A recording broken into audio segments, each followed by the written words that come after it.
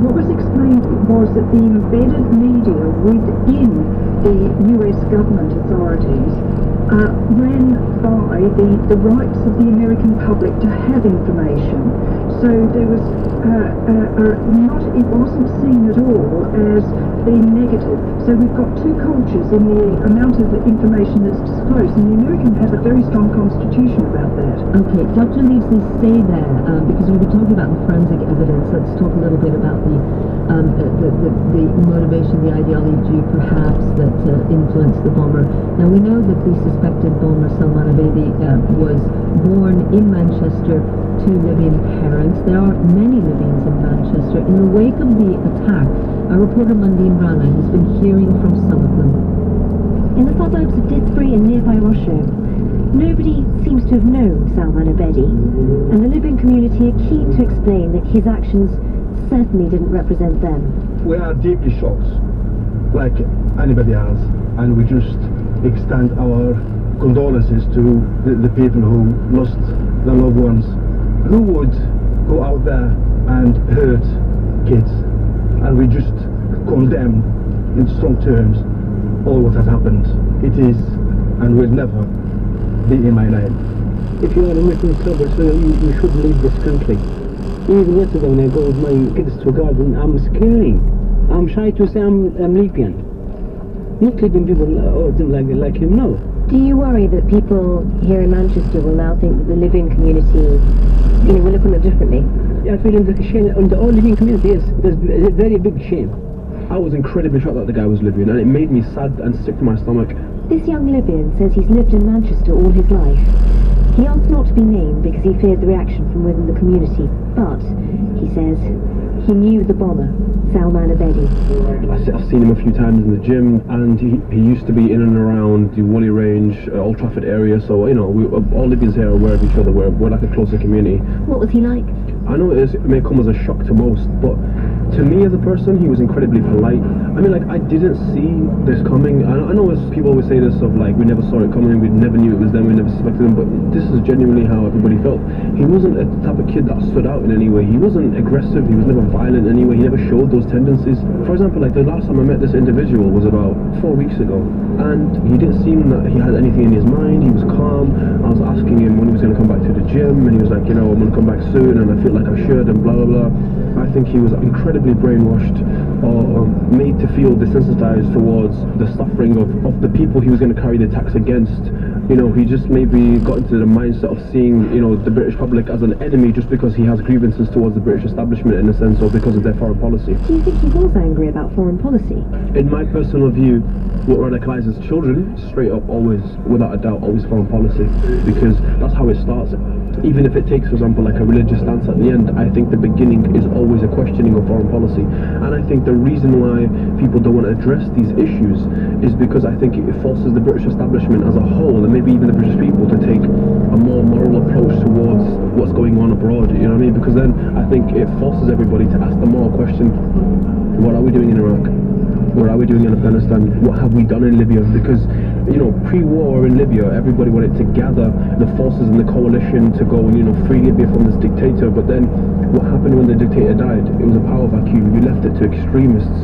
Do you think the fact that there's a huge Libyan community here in Manchester, do you think the fact that there's an awful lot of toing and froing between here and Libya, an awful lot of people go back to Libya and then come back here, do you think going there and sort of seeing what is effectively a constant war, do you think that has an effect? You know what, if we're going to be real, and if we're going to, for example, say, a young British male can get affected by his video games or watching movies, do you not think that same effect can happen to those children that come from a war-torn country or a war zone? It's going to have an effect to them. They're going to see blood, they're going to become desensitized to the sound of gunfire and to the smell of gunpowder. That's going to be a normal occurrence for them.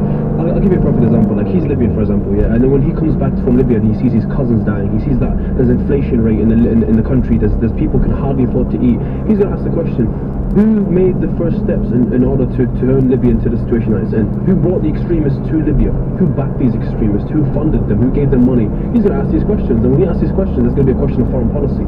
Are you hearing that a lot here in Manchester? Without a doubt. So in your age group, in the Libyan community here in Manchester, are you hearing a lot of people having frustrations like that?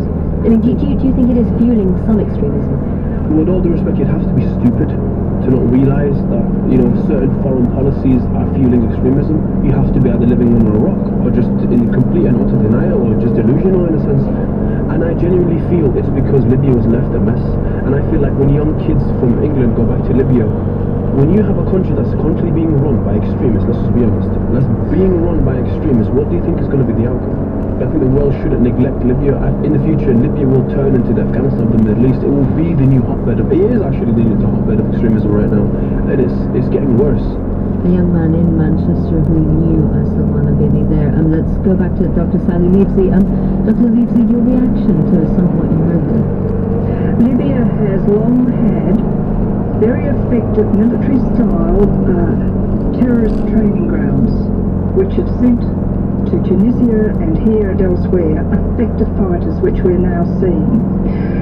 Victims and people and communities fearful of terrorism and of local pressures will often talk what I call the terrorist narrative, which is a lot of what you've just heard, because it reduces their inattentions. If they think they can talk that narrative, it means they may not be subject to attacks. So we have to watch for this victim response, which tends to reinforce the terrorists with the ideology, but we have to understand what it is. Dr. Sally Leavesey, security consultant with New Risk Limited, thank you. Now, it's time for World Update in Pictures. This week we head deep into the jungles of northern Tanzania, there amidst the lush vegetation, an antique research facility. It's the subject of beautiful photographs by the Russian photographer Evgenia Argueva. The Germans built it in the late 19th century, then the Amani Hill Research Station was converted to malaria research by the British. After independence, the Brits moved out, the experiment stopped, but many of the facility's former staff remained. So what kind of place is it? Right now, this place is in a very strange state. Nothing happens anymore. After independence of Tanzania, scientists have left, and Tanzanian scientists were doing some research, but now it's abandoned. But there are some caretakers that come and look after the place.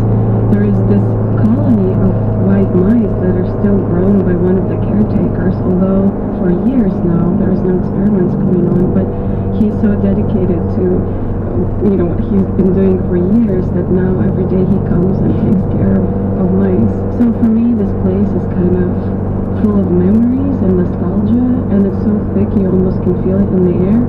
Is it in the forest? There's this beautiful picture. I mean, and I have to say, these photographs you've taken actually to me look like oil paintings, because the patina is so rich. We're talking about old wooden chests, grand sort of rooms, with arches and these beautiful display cases.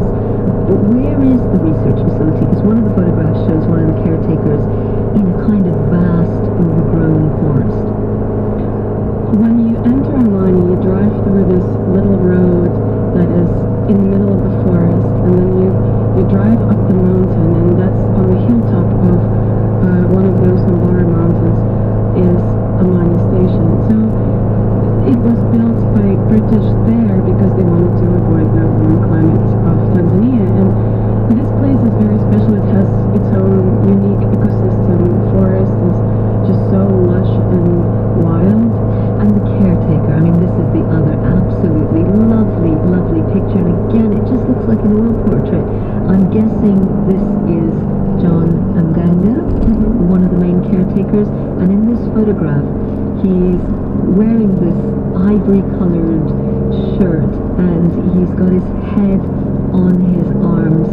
He looks like he's asleep in front of the window. The light is absolutely gorgeous. Tell us about him.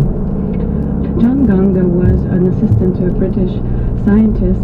He has such a strong connection to the place that he still comes sometimes to the lab.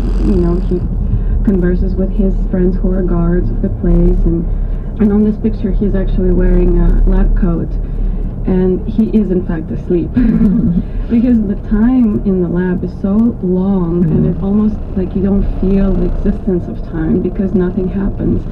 and it's just kind of stuck in between these two worlds. Now there's a fascinating legend attached to this lab, and it has to do with German treasure. Tell us about that. Yes, when you're there, you feel like it's a haunted place. It's kind of full of ghosts, and local people believe that when Germans left, they hid their treasures, gold or whatnot.